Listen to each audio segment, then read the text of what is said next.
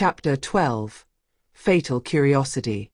For several days, Gyges was still at the palace in Sardis. Like a bird trapped in a gilded cage, he was treated with respect, but he always felt the eyes of the courtiers on him, prying, sometimes hostile. The people of the palace did not understand what a shepherd was doing within the royal walls. What merit could he have to stay close to the king? The question hung in the air like a shadow, and Gyges began to feel the burden of isolation. Candace, however, seemed increasingly drawn to his presence. He often called him to him, spoke to him about the gods, about destiny, about the signs of the times. Sometimes he asked him again about the tomb and the ring, as if he wanted to hear the story told differently each time. On other evenings, he shared more intimate thoughts with him, as with a friend. But one night, the king called him to a small room, away from the eyes of the court. The lamps burned weakly, and the air smelled of incense and wine. Candace's gaze burned strangely, like that of a man possessed by an obsessive thought. "Gyges," he said, "I would like to tell you a secret. Something that no one has ever seen before, except me."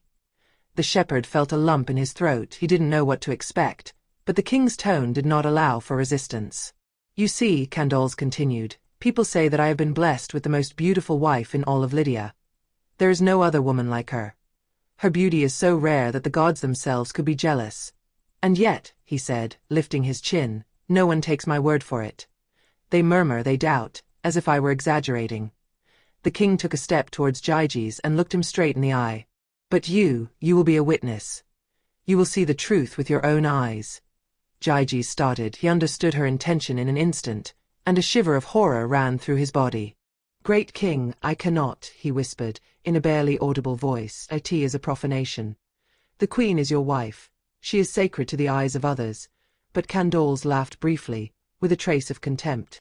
"It is not a profanation, Gyges. It is proof. If I order you to look at her, it means that the gods themselves are witnesses to my oath. You are only confirming what I already know, that no other woman stands by his side." In Gyges' eyes, the king's words seemed madness. But at the same time, his tone left no room for refusal. He understood that resistance would not only be an insult, but also a danger. "Tonight," Candace said, "you will stay hidden behind the door.